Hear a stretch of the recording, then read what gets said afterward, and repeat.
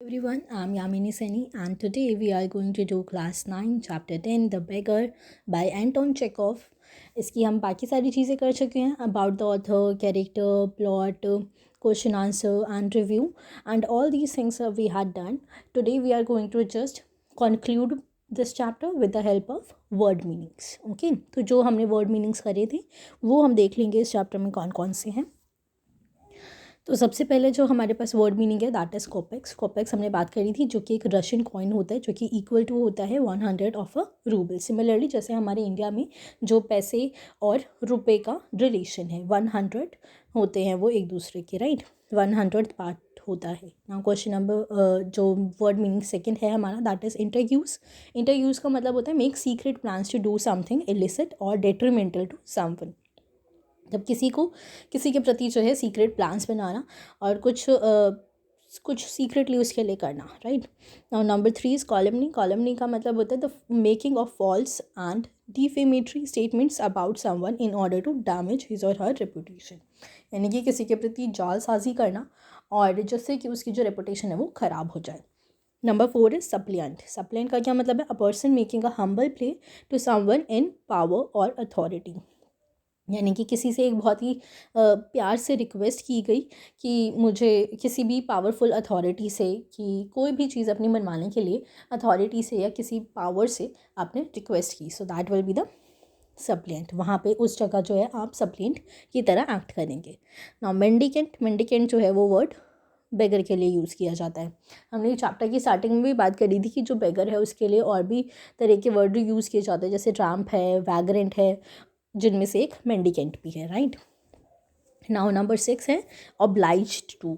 Obliged to का क्या मतलब है? कंपेल्ड या फिर फोर्स, किसी चीज़ के लिए फोर्स उसे किया जाना. नाउ नंबर 7 है डिस्गस्ट.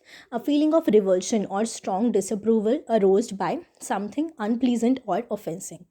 यानी किसी भी ऐसी चीज़ के प्रति जो है वो अपना डिसअप्रूवल शो करना. यानी कि बस ये तो बहुत हो गया. मुझे डिस्कस हम चैप्टर में कहाँ देखने को देख सकते हैं कि जब जो लश्कोफ है वो सरगाई से भीख मांग रहा होता है तो और अपनी अलग अलग कहानी सुना रहा होता है, तो सरगाई जो है वो बहुत ही डिस्गस्ट के साथ कहता है कि तुम कितना झूठ बोलते हो. पहले तुमने कहा था कि तुम एक स्टूडेंट हो और आज तुम कह रहे हो तुम एक विलेज स्कूल टीचर हो.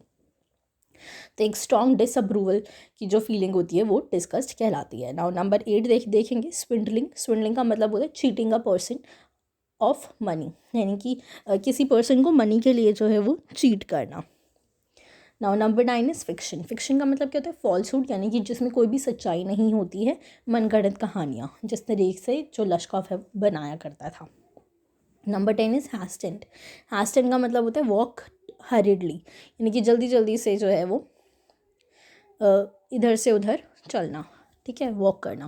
परप्लेक्सिटी 11 नंबर पर. परप्लेक्सिटी का मतलब है स्टेट ऑफ बीइंग पजल्ड, बीविल्डरमेंट. यानी कि बहुत ही कंफ्यूज सा होना, ठीक है, कि कोई कि समझ ना आना कि हो क्या रहा है, कंफ्यूज हो जाना, पजल हो जाना, जिसको हम बीवाइल्डरमेंट भी बोल सकते हैं. Now number 12 is irresolutely. Irresolutely का मतलब होता है हेसिडेंटली या फिर अनडिसाइडेडली. मतलब कुछ हेजिटेशन के थ्रू कि अभी डिसाइड नहीं किया, अभी हम थोड़े असमंजस में हैं, इस तरह से. The number 13 is gait. Gait का मतलब होता है walk, the way person is walking. जब हम कहते हैं कि लश्कोफ जो है वो वुड शेड की तरफ गेट वॉक करता है, राइट. यानी कि कुछ जो है वो चलकर जाता है, वॉक करता है.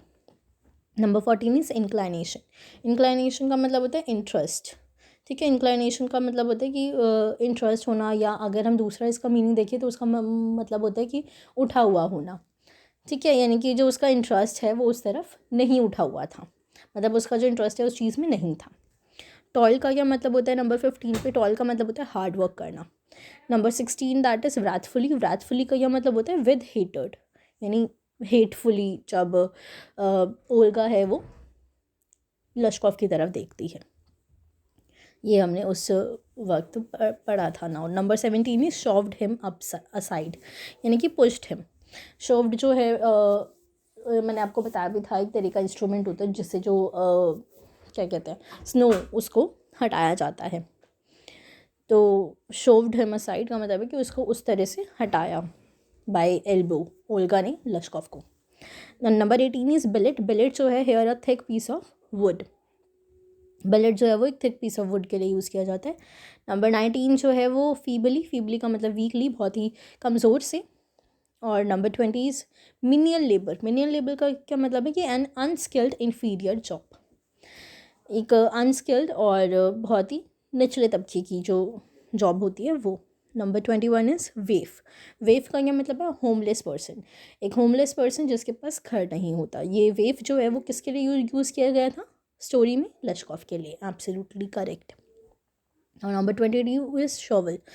Remove snow with a shovel, tool resembling a spade with a broad blade and typically upturned sides. अब देखो यहाँ पे शोवल से ही शोफ्ट जो है वो उससे थोड़ा रिलेटेड है। तो शोफ्ट का मतलब होता है पुश करना, और शोवल जो है वो एक इंस्ट्रूमेंट है जिससे स्नो को हटाया जाता है। Number 23 is हाउलिंग। हाउलिंग जो है वो ट्रांसपोर्टिंग के लिए यूज़ किया जाता है। जब सरकार जो है वो अपना घर शिफ्ट कर रहा था तो हाउलिंग वर्ड का इस्तेमाल किया गया था। नंबर 24 जो है दैट इज़ प्रिटेंस। प्रिटेंस का मतलब होता है to show something which actually does not exist. इस तरह से प्रिटेंड करना जो कि है नहीं। जैसे हम कहते हैं ना, थोड़ा सा दिखावा करना कि अगर तुम रो नहीं रहे हो फिर भी तुम रोने की एक्टिंग कर रहे हो, तो उसको हम प्रिटेंडिंग कहेंगे, that the person is pretending to be crying, right. Number 25 is jeer at him. Jeer at him का क्या मतलब है कि उसका फन बनाना, उसका मजाक बनाना। 26 इज टिमिडली। टिमिडली का ये मतलब है इन अ शाय और अ नर्वस वे। इनकी थोड़ा शाय फील करना या नर्वस फील करना, वो हम टिमिडली कहते हैं उसे। 27 इज नोटारी। नोटारी देखो, a person authorise to perform certain legal formalities, specially to draw up or certify contracts, deeds and other documents for use in other jurisdiction। देखो नोटारी जो है वो एक बहुत ही अच्छी, मतलब हम कह सकते हैं एक कॉलर जॉब होती है जिसमें लाइक लीगल फॉर्मेलिटीज़ जो हैं वो, या कॉन्ट्रैक्ट है, डीड्स हैं, डॉक्यूमेंट यूज़ है, ये सारी चीज़ जो है उससे डील करना पड़ता है। लाइक जो कोर्ट में जो जॉब्स होती हैं उसके लिए नोटारी वर्ड यूज़ किया जाता है। 28 इज़ गॉडसन। गॉडसन का क्या मतलब है? अ बॉय और man whom one promises to bring up, जिसको आपने जिसके अपने पाल पोस के बड़े करने की जिम्मेदारी ली है। अ बॉय और a man whom one promises to bring up, right. 29 is roasting. Roasting का क्या मतलब है?